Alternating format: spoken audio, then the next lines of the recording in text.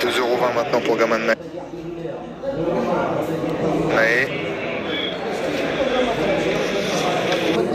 Et le départ est validé pour ce 8e rendez-vous, prix des Invalides, avec les chevaux des 25 mètres qui sont partis déjà très vite, puisqu'ils sont déjà revenus sur les chevaux qui partaient devant. Devant, ça va bien pour Fedora du Châtelet, pour Gamin Mae, pour le numéro 1 Floralis de Tout, qui s'est également bien élancé. Puis à l'extérieur, Furbizia d'Hauteville, on a annoncé la course en avant. Pour elle, eh bien, c'est ce que fait Paul Ploquin pour l'instant, puisqu'il accélère avec Furbizia d'Hauteville. Les chevaux des 25 mètres sont déjà là, c'est le cas de Colmancourt qui est déjà en 8 ou 9e position. On a également First Dubois qui a pris un départ de choix. Quant à Full Cash de Patte, le numéro 3 était assez long puisqu'il partait devant. Il se retrouve dans la seconde moitié du peloton. Furbizia d'Hauteville qui continue de faire le forcing, elle va pouvoir passer en tête car Fedora du Châtelet a été reprise par son driver. Ensuite Floralis de Tout qui est à la corde, Gamin Mae qui a pris le chemin de la corde également, le favori. Alors qu'au centre il y a Gagnant de Brickville.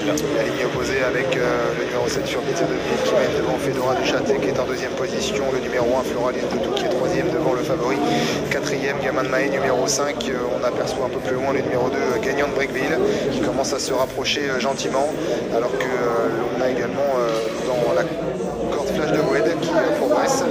Et puis un effort à l'extérieur de Full Cash de Pad maintenant, le numéro 3 qui fait mouvement avec sa Casa Cruz et qui attaque assez fort ici.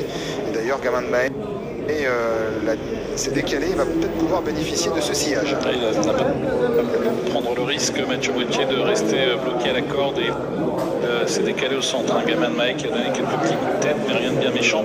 Il vient de se faire couvrir par Full Cash de Pad dans une course toujours menée par le numéro 7 Furbizia d'Hauteville. Ouais, on va pas très vite. Pour l'instant, on a repris l'allure, on est sur le pied d'une 16, une 17 pour passer devant les tribunes. Les tribunes, c'est pas très rapide en 2e position. Il y a toujours Fedora du Châtelet, Full Cash de Pad 3e, le nez au vent, emmenant quasiment les deux favoris dans son sillage, puisque Gamin Mae est juste devant le numéro 2 Gagnant de Brickville sur une 3e ligne côté corde. On a toujours le numéro 1 Floralis de Tout avec également Flash de Goued qui vient dans son sillage. Colmancourt est à mi-paquet environ, avec également d'autres chevaux des 25 mètres comme le numéro 11 First Dubois. Avec bientôt le dernier kilomètre, Furbizia d'Hauteville qui anime toujours la course et qui est toujours suivi de près par Fedora du coup au centre de Full Cash de Pad. Gamin Mae qui est lancé à l'extérieur, Mathieu Moitié qui a décidé de lancer les hostilités avec le favori qui est marqué de près par Gagnant de Brickville, mais Gagnant de Brickville est au galop. Ouais, il a rétrogradé Eric Raffin, il est au galop avec le 2e favori de cette course.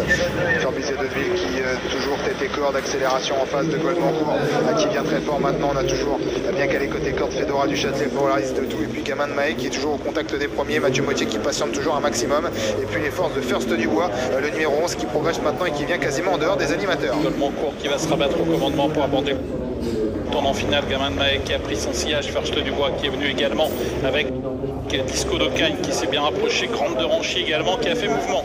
Le tournant final, 500 mètres à parcourir, Colmancourt qui a l'avantage, Gamin Mae qui a pu refaire